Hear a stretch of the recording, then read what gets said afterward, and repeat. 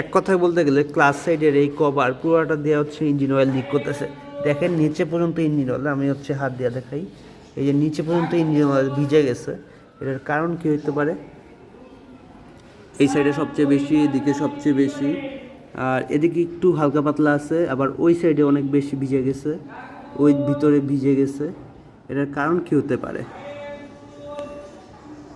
150 kilo হয় না, আমি সার্ভিসটা করতে থেকে করাবো। এদিক দিয়ে বিচ্ছে, এদিক দিয়ে বিচ্ছে, এদিকে বেশি, আবার ওই দিক দিয়েও যাইতেছে। আর নিউট্রাল হওয়ার অবস্থায় মাঝে মাঝে বাইক দেয় তো, এটা হচ্ছে একটা সমস্যা আমার। মানে আজ পর্যন্ত মাত্র 3বার হয়েছিল, তবে আমাদের যে আরেকটা ভাই নিছে এই বাইকটা, হিরো এক্সট্রিম, তার বাইকটাতে এটা রেগুলার সমস্যা।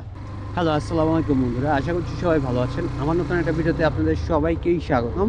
আজকের ভিডিওটা হচ্ছে আমার হিরো এক্সট্রিম, এই যে এই বাইকটার একটা সমস্যা হয়েছে।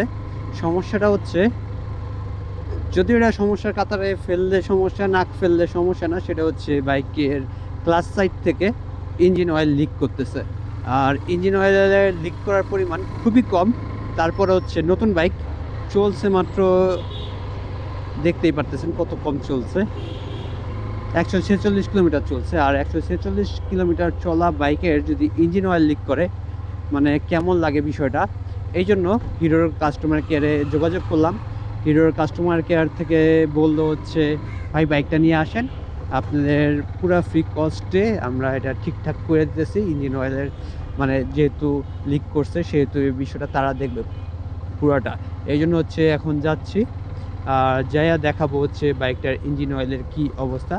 আর ইঞ্জিন অয়েল কি পরিমাণ পড়তেছে সেটার পরিমাণ হচ্ছে খুবই কম। আর ইঞ্জিন অয়েলের যে একটা দাগ দেখা যায়, ওই দাগ থেকে খুবই সামান্য পরিমাণ কমছে। যতটুকু কমছে এটাই হচ্ছে কথা, কেন কমবে, নর্মালি তো কমার কথা না। আর আগে এতগুলো বাইক ইউজ করছি, কোনোটাতে তো মানে ক্লাস সাইড থেকে ইঞ্জিন অয়েল লিক করে নাই। এরা শুধুমাত্র একটা গ্যাসকেট চেঞ্জ করলেই হয়ে যাবে, বিষয়টা ঠিক হয়ে যাবে। এখন দেখাই। আর ফার্স্ট সার্ভিসের তো এখনও টাইমও হয় নাই, বাইক কিনছি মাত্র 17 দিন হয়েছে। 17 দিনেই যদি এরকম হয় তাহলে বিষয়টা কেমন হলো না। আর 17 দিন এমন না খুব বেশি চালাইছি তো অলিগলির মধ্যে চালানোতেই যদি বাইকের এই অবস্থা হয়, তাহলে আর কি বলবো। যদিও এটা একটা ইঞ্জিন মানে গ্যাসকেট চেঞ্জ করলে ঠিক হয়ে যাবে, গ্যাসকেটের দাম হচ্ছে 200-250 টাকা, সেটা বলছে তারাই দিবে। এখন হচ্ছে কাস্টমার কেয়ারে যাই, মানে আমি হচ্ছে ফোনে কথা বলছিলাম, বলছে হচ্ছে কোনো সমস্যা থাকলে তারা পুরোটা দেখা দিবে। আর এটার জন্য আমার জাস্ট সার্ভিস বইটা নিয়ে যেতে বলছে, তারাই পুরোটা দেখে দেবে।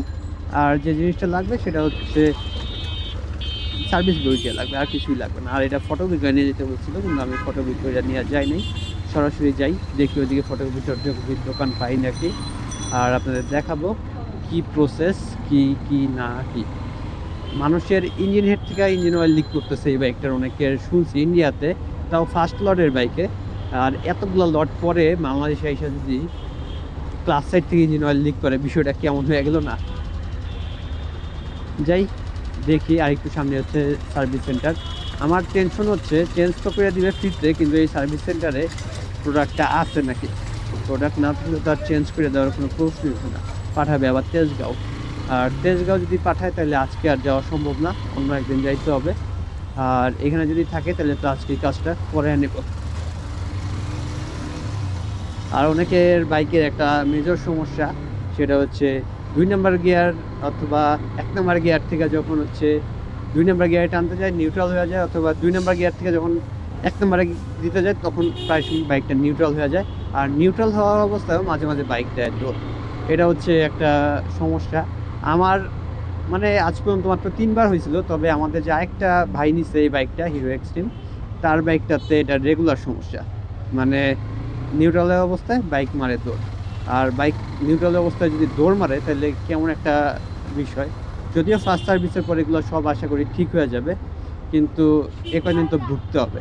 আর ফার্স্ট সার্ভিস তো ধরেন 500 কিলোতে, 500 কিলো এই বাইকের আমার হইতে হইতে কয়দিন যে লাগবে সেটার কোনো ভরসা নেই।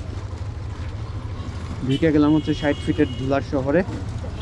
আর এই রাস্তায় আসতেই আমার সবচেয়ে বেশি ডর লাগে, মানে এত ধুলায় একবারে জামা কাপড় সহ কালারফুল হয়ে যায়।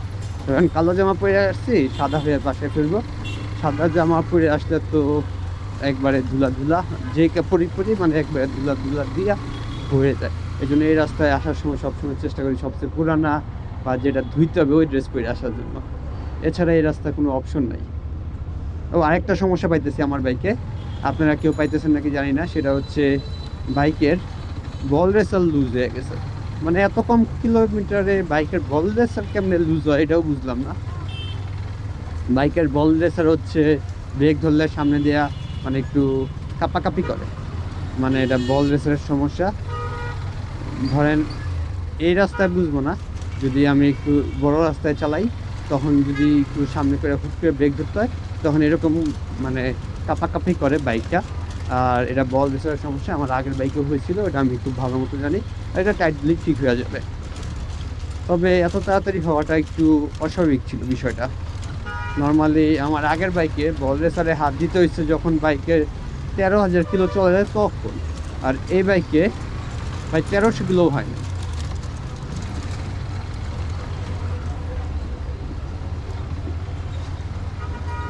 নর্মালি ধরেন এই বাইকের সাথে অন্যান্য কিছু মনোশক সাসপেনশনের বাইকে যদি কম্পেয়ার করতে যান, ওইটার থেকে এটাতে মোটামুটি ঝাঁকিতে একটু লাগে। ধরেন সামনে জিক্সার দেখা মনে পড়লো, জিক্সারে বসবেন ঝাঁকির ওই পরিমাণে লাগে না, ফোরবিতে বসবেন ঝাঁকির ওই পরিমাণে লাগে না, এফজেডে বসবেন ঝাঁকির ওই পরিমাণে লাগে না।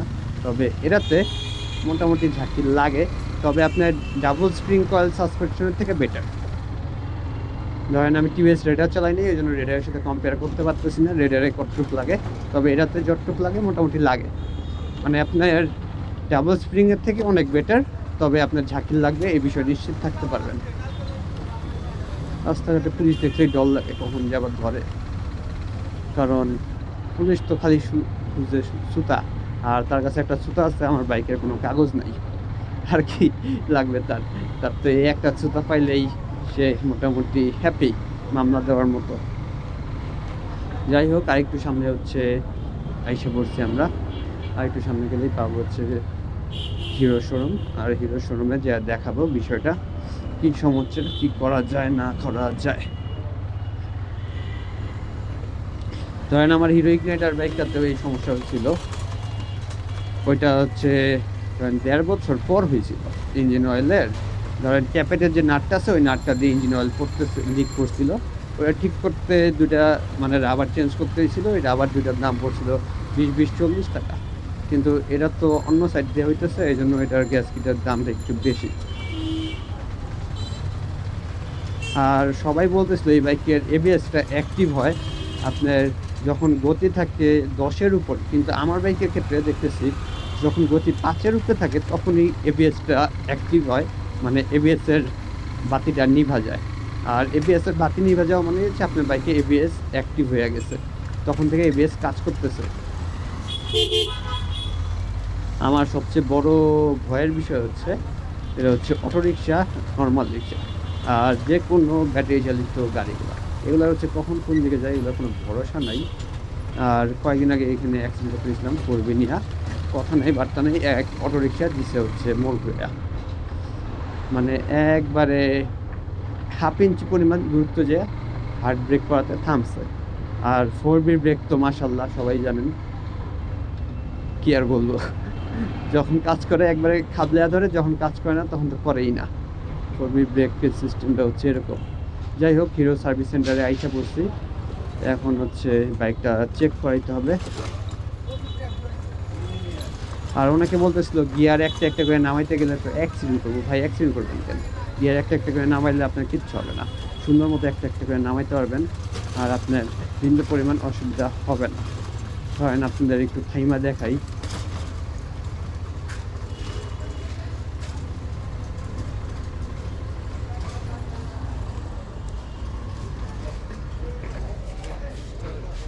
ভাই নাই? হ্যাঁ আজাদ ভাই আছে, এটা ইঞ্জিন অয়েল লিক করতেছে, বাইরে গেছে।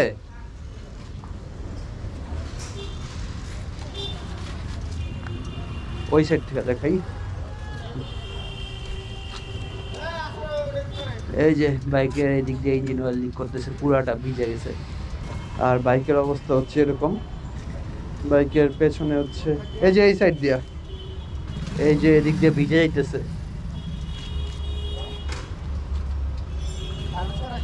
হ্যাঁ না, বাইক চলছে কয় কিলো, 150 কিলো তো হয় নাই।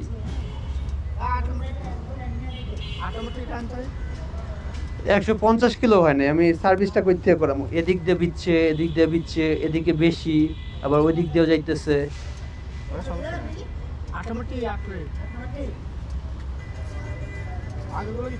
হ্যাঁ কি? হ্যাঁ আগে সব বিক্রি করে দিছি। না এটা আছে, 4B আছে। 4B আছে না একটা, 4B তো অনেক আগে থেকে, 2019 সাল থেকে, ওটা বের করি না।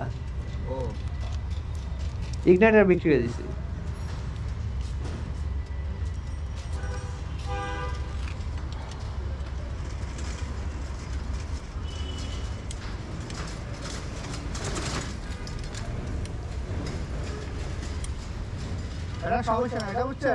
হ্যাঁ হ্যাঁ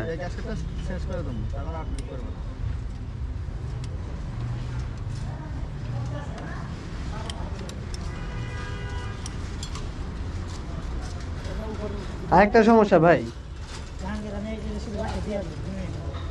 ভাই ওই ই এই ব্রেক ধরলে ই করে, মানে লড়ে, বল রেসার লড়ে ব্রেক ধরলে, লুজ। দেখুন চালায় দেখেন, চালায় দেখেন।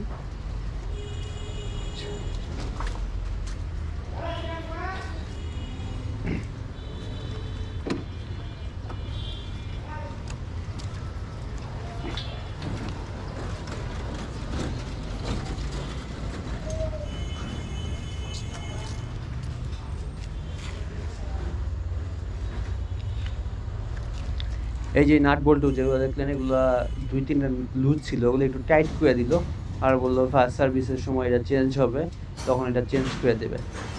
এই হচ্ছে অবস্থা। আর ইঞ্জিন অয়েলের লেভেল হচ্ছে এত দূর, মানে আছে, ভালোই আছে, খারাপ না।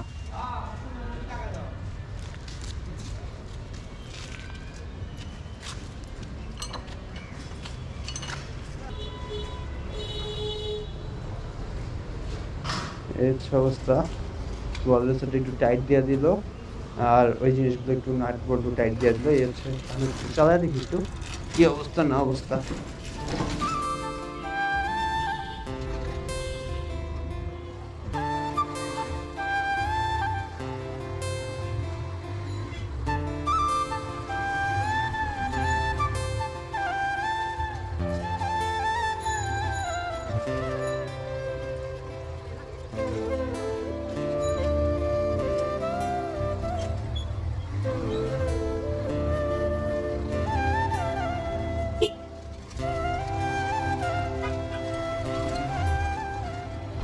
অদ্ভুত কথা, এবিএস এর জন্য বলে সামনে এরা কাঁপাকাপি করে, এবিএস এর জন্য এরা কেন কাঁপবে এটা তো আমিও বুঝলাম না।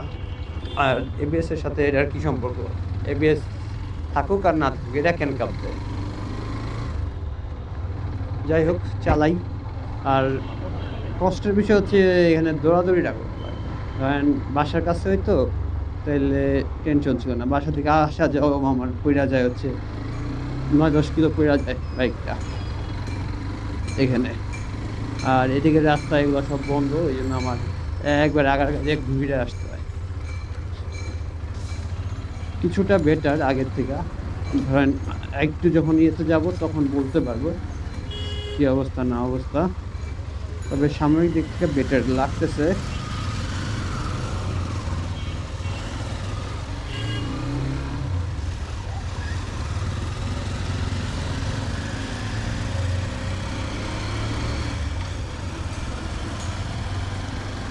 আর এই হচ্ছে অবস্থা। যদি বেশি পরিমাণে ইঞ্জিন অয়েল লিক করতো তাহলে হয়তো চেঞ্জ করে দিত, অল্প পরিমাণে ইঞ্জিন অয়েল লিক করে এই জন্য হচ্ছে জাস্ট টাইট করে দিল। আর দেখি কি হয়। আর ফার্স্ট সার্ভিসের তো মোটামুটি এখনও অনেক দিন বাকি, মানে 1 মাস 11-12 দিন বাকি ফার্স্ট সার্ভিস করতে। না ঠিক আছে, মানে বল রেসারে আগে যেরকম এরকম করতো এখন ওই জিনিসটা করে না, তার মানে বল রেসার একটু হলেও লুজ ছিল। ধরেন কোম্পানির লোক তো যত যাই হোক, এটার সমস্যা থাকলে তারা স্বীকার করবে না, বিষয়টা হচ্ছে এরকম। কারণ আগে ব্রেক ধরলে একটু মানে হ্যান্ডেল নড়াচড়া করতো, এমন ওই জিনিসটা ঠিক হয়েছে। আর ধুলা শহরের ধুলা, কি আর বলবো, এত ধুলা।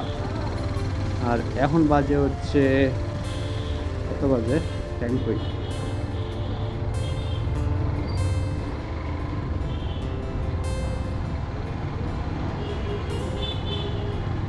যাই হোক আজকে ভিডিওটা এই পর্যন্তই।